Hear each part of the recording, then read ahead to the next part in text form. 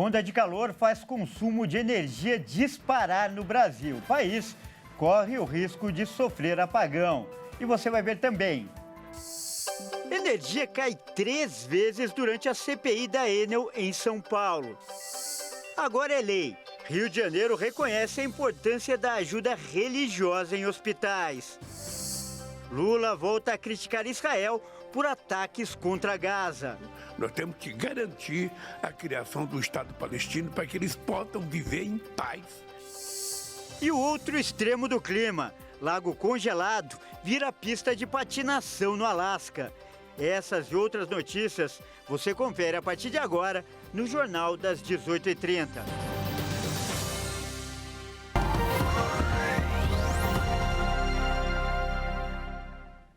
Olá, muito boa noite. São 18 horas e 35 minutos pontualmente pelo horário de Brasília. Eu sou o Kleber Werneck e a partir de agora você acompanha comigo as notícias do Brasil e do mundo desta terça-feira, véspera de feriado. Olha só, o calor fez o Brasil bater recorde de consumo de energia pelo segundo dia seguido. O uso de aparelhos de ar-condicionado e de refrigeradores é o principal motivo. Os termômetros devem seguir batendo recorde no Brasil nos próximos dias. Segundo o Operador Nacional do Sistema Elétrico, a demanda por energia no país pode aumentar em até 15,6% nesta semana, na comparação com o período de 2022. Em novembro, a carga de energia elétrica de todo o país deve atingir mais de 79 mil megawatts, uma variação positiva média de 11% em comparação com o mesmo mês do ano passado, quando ficou em 71 mil megawatts. Se esse número for confirmado, vai ser a primeira vez no ano que a variação na comparação com o mesmo período do ano passado apresenta uma alta de 2 dígitos. O Operador Nacional explica que o clima mais quente leva a um maior uso de refrigeradores e aparelhos de ar-condicionado, o que aumenta a demanda de energia elétrica. Olha só, esse consumo alto de energia elétrica já está causando problemas no Rio de Janeiro. Teve até cidade que já sofreu apagão. Quem vai contar essa história é o repórter Anderson Nascimento. Olha, em meio a essa onda de calor, Kleber, o calor está alcançando e atingindo vários lugares do país. 18 cidades do estado sofreram quedas de energia nesta segunda-feira por quase 3 horas. Segundo a Enel, empresa responsável pela distribuição em parte do estado, por volta de 4 horas da tarde, uma ocorrência externa afetou o sistema de transmissão em Campos dos Goytacazes, no norte fluminense. O problema afetou o fornecimento nas regiões norte e noroeste do estado e a população se queixou sobre a falta de energia em um dia muito quente, onde calor forte fez aumentar o uso de aparelhos de ar-condicionado e ventiladores. Pois é, Kleber, um dia quente como o de ontem e as pessoas sem energia para ligar pelo menos um ventilador é difícil. A energia já foi restabelecida e agora esperamos que isso não aconteça, pelo menos durante esse período de grande temperatura quente, elevada, que tem balançado o Rio de Janeiro e várias outras cidades do país. É com você. E como o Anderson acabou de falar, essa onda de calor que atinge o país tem afetado a rotina de muita gente. Apesar do Brasil ser um país tropical, será que nós estamos preparados para enfrentar essas altas temperaturas? Bom, para falar sobre isso, nós vamos conversar agora com um especialista. Olha só, nosso convidado de hoje é o arquiteto urbanista Samuel Bertrand. Boa noite, Samuel. Seja muito bem-vindo e, primeiro, já lhe agradeço por ter aceitado o nosso convite. Boa noite, Cléber. Boa noite, telespectadores. E, Samuel, a gente acabou de ver aí, né, problemas com o fornecimento de energia no Rio de Janeiro. O Brasil corre o risco de sofrer um apagão? Veja, Cléber, é muito complexo falar sobre esse assunto no momento, né? Estamos vivendo a emergência climática, né? Essa modificação do clima, né? Cada ano que passa temos temperaturas ainda mais altas. E para aumentar esse efeito, nós temos o El Niño ainda, né? Então, esse momento é um momento de estresse da infraestrutura elétrica do país, né? E eu não conseguiria lhe dizer que, com certeza, haveria um apagão muito grande, mas certamente vão haver problemas relacionados ao consumo, né? Principalmente ligado à refrigeração. De qualquer jeito, como você falou, há o risco. Então, quais as principais dicas que você, né, como especialista, dá para as pessoas economizarem energia neste momento? Bom, alguns pontos mais básicos seria, né? Todo mundo quer dormir bem, por exemplo, né? Então ligar o ar-condicionado no período da noite. Então, se puder utilizar o ar-condicionado não a noite inteira, mas um período e desligar, né? Você consegue manter um ambiente agradável a ser utilizado, né? Outro ponto seria usufruir mais da ventilação natural, né? Estar em locais, claro, sombreados, que possuam algum tipo de ventilação natural, né? E para além dos ar-condicionados, nós temos outras formas, né, de refrigerar o espaço, né, usando climatizadores, que usam bem menos energia, né, e também consegue manter um clima bom, né, um espaço arejado. Agora, estruturalmente, o que pode ou o que deve mudar no país para que esse risco diminua cada vez mais? Essa é uma questão que eu, como arquiteto, ataco, seria na melhor qualidade, né, do ambiente construído, né? Cidades pensadas justamente para manter o conforto do usuário, né?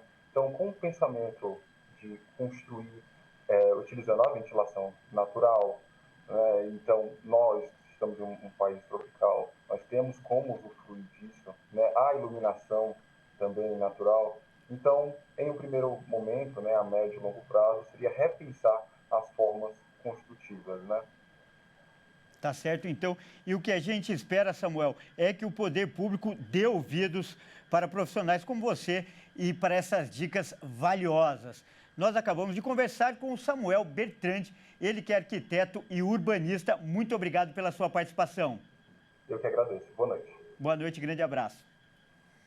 E olha só, a primeira CPI da Enel, né, na Assembleia Legislativa de São Paulo, foi marcada por 3 quedas de energia. Olha só que ironia. A comissão apura irregularidades e práticas abusivas cometidas pela empresa. A queda de luz ocorreu no início da sessão, antes das 10 horas da manhã, quando o presidente da Enel em São Paulo, Max Xavier Lins, começaria a falar, e outra vez logo após o início do encontro. Durante a escuridão no plenário, parlamentares e autoridades criticaram a Enel, enquanto outros disseram que a queda era proposital. Em nota, a empresa de energia elétrica afirmou que a oscilação de luz na Alesp teve relação com a rede de distribuição da companhia. A reunião da manhã de hoje foi marcada por inúmeras reclamações e acusações feitas pelos parlamentares e por prefeitos da região metropolitana que foram convidados a participar. O Ministério Público abriu uma investigação para apurar se houve omissão da concessionária Enel no reestabelecimento da energia para os consumidores da região metropolitana de São Paulo durante as chuvas que atingiram o estado no dia 3 de novembro. Max Xavier participou da reunião desta terça-feira e, na quinta, será a vez do presidente Nicola Coturno ser ouvido da CPI. E veja a seguir, presidente Lula faz novas críticas a Israel por ataques a Gaza. E você vai ver também, enquanto o Brasil sofre com o calor, um lago congelado virou pista de patinação no Alasca. Nós voltamos já.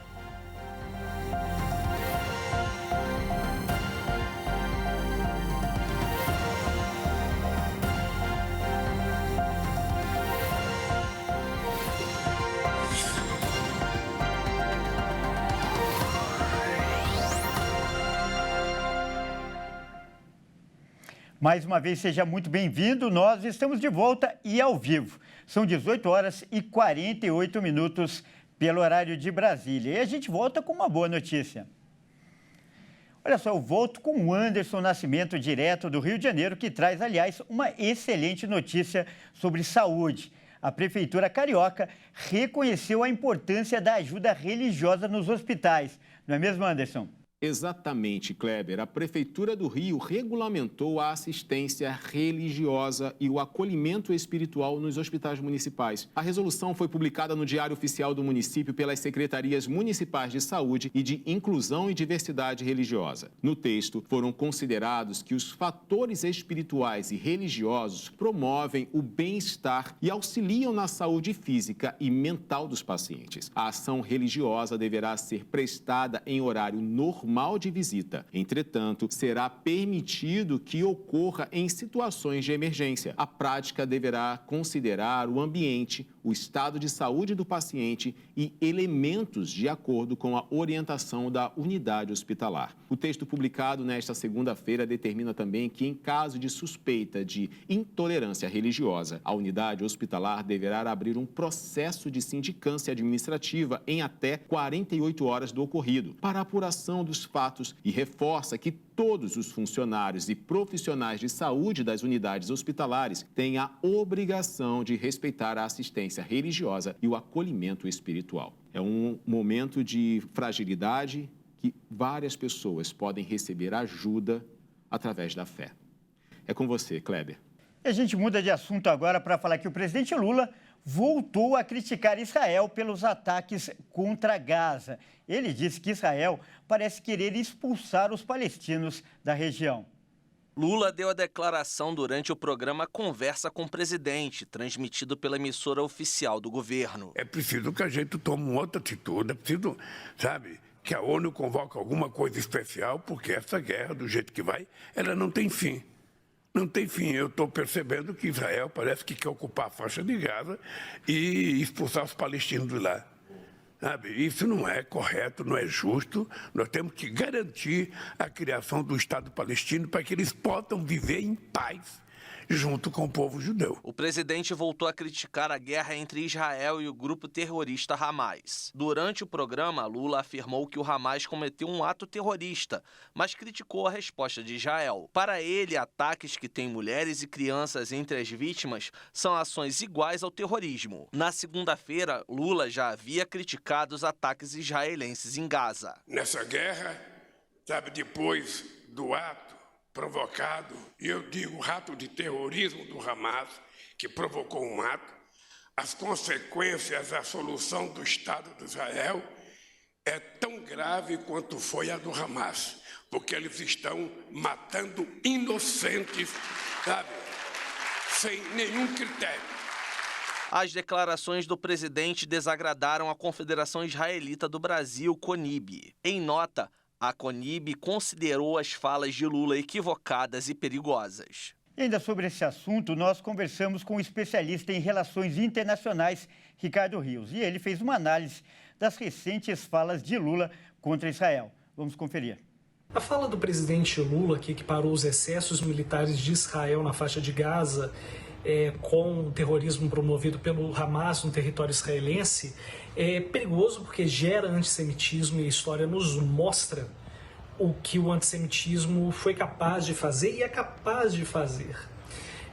O presidente tentou equiparar os dois lados da moeda, e as duas ações armamentistas, mas é muito importante a gente relembrar de que o presidente Lula é um chefe de Estado e todas as suas palavras têm um poder muito forte, Por mais que o Brasil reconheça a existência do Estado da Palestina, Israel também existe, o Brasil foi artífice dessa criação, O Brasil foi um dos responsáveis pela criação do Estado de Israel. Então, o presidente brasileiro, independente de quem seja, precisa contrabalancear esses dois interesses para evitar problemas diplomáticos futuros. Olha só, a gente volta a falar de clima. Vamos agora para um lugar, para o outro extremo do clima, um local com temperatura abaixo de zero. Quem vai falar para a gente que lugar é esse é a Caroline Povoleri. Boa noite, Carol. Mais uma vez, muito bem-vinda, Carol.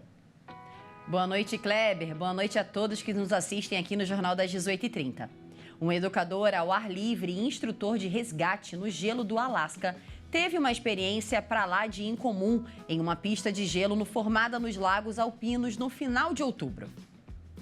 De acordo com o educador, a janela de gelo, que ocorre uma vez a cada década, foi formada por causa de uma das condições climáticas que congelou de forma a manter a espessura do gelo adequada para a patinação.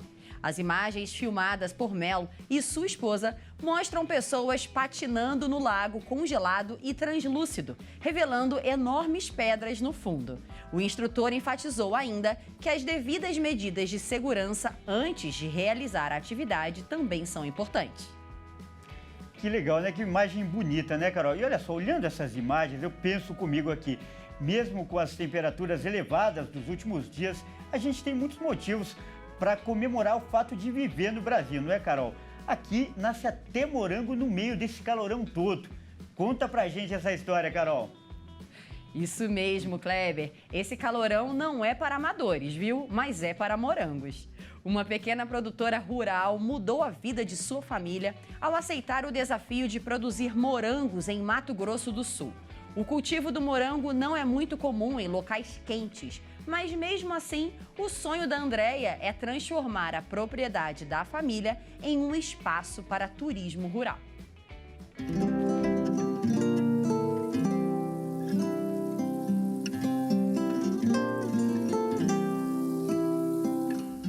Com a beleza de comer com os olhos e aquele misto de sabor docinho e levemente ácido. O morango há muito tempo encanta a Andréia. A pedagoga que concilia a vida de professora com a de produtora rural se entusiasmou ao descobrir que poderia fazer da fruta uma renda para a família. Quando ela falou para mim assim, ó, vamos plantar morango aqui, para mim foi música para os meus ouvidos. Era meu sonho produzir morango. Sempre plantei morango no vasinho, no canteiro, nunca consegui produzir morango. Quando essa ideia chegou para mim, eu fiquei realizada. Quem chegou com a ideia foi a Maria Fabiana do Senar, o Serviço Nacional de Aprendizagem Rural em Mato Grosso do Sul. Uma vez por mês, ela faz visitas técnicas para acompanhar a propriedade que utiliza um sistema de manejo semi-hidropônico cultivado em slabs. Esses slabs, eles são preenchidos com substrato, que é um material que serve para sustentar a planta do morango. Como ele não tem fertilidade, toda a adubação do morango ele é feita através da fertirrigação com uma mistura de adubo. Então tem uma fórmula específica para o morango, tanto de verão quanto do inverno, que a gente utiliza. E essa mistura é feita numa caixa de água e depois elas vêm através da mangueira de irrigação para os morangos. Eles recebem essa fertirrigação uma vez ao dia, todos os dias, e depois ele é irrigado somente com água. O sítio fica em Deodápolis, no interior do estado, para onde a Andréia se mudou com o esposo e os filhos em 2018 para recomeçar a vida após a morte do sogro. 2 anos depois, passou a produzir os morangos, até convencer o marido a deixar o trabalho em lavouras de mandioca para viver da venda de café na feira e do manejo da fruta. Foi 1 ano, aí ela mexeu sozinha, até que eu decidi parar com a lavoura e me dedicar ao morango. Atendeu às nossas expectativas, é uma lavoura muito trabalhosa, mas compensativa, é gostoso de mexer. Morango dá bastante trabalho. De manhãzinha já levanta fazer adubação, depois já faz limpeza, depois já faz colheita, embala, entrega. Então o morango assim, ele é bem delicado, então tem que fazer a produção, a colheita e já embalar e entregar. Se demorar a fazer a entrega, ele estraga. A gente não perde nada do morango. As bandejas a gente entrega no mercado, a gente vende para boleiro, para sorveteria. E o morango que não vai para a bandeja, eu produzo geleias. Eles começaram com 800 pés de morango. Hoje tem 3.500, estão quase prontos para atingir os 6.000 até março do próximo ano, com a meta de chegar a 10.000 pés. Todos já plantados com mudas feitas na propriedade. Um desafio não só para o casal, mas também para a técnica, já que o cultivo da fruta, que se desenvolve melhor em temperaturas baixas, não é comum em terras sul-mato-grossenses. Como é um cultivo pioneiro, onde eles iniciaram mesmo a produção de morangos aqui na região, então a gente faz adaptações diárias, vamos dizer assim. Nós fizemos a avaliação de algumas cultivares, baseado em características químicas, de precipitação, assim, de outros municípios com clima parecido, e fomos iniciando. A gente vai adequando a adubação, vai adequando o controle de pragas e doenças, sempre buscando práticas alternativas de manejo. Nossa, só de ver essa imagem deu água na boca. Você gosta de morango, Carol? Eu adoro, Kleber. Nesse calorão ele fica ainda melhor no açaí, né? Tá certo. Eu volto para você aí no estúdio. Tá certo. Muito obrigado, Carol. Obrigada a você. Bom, e com essa receita da Carol, essa edição fica por aqui. Eu agradeço demais pela sua companhia e convido a continuar ligado em nossa programação. Até mais!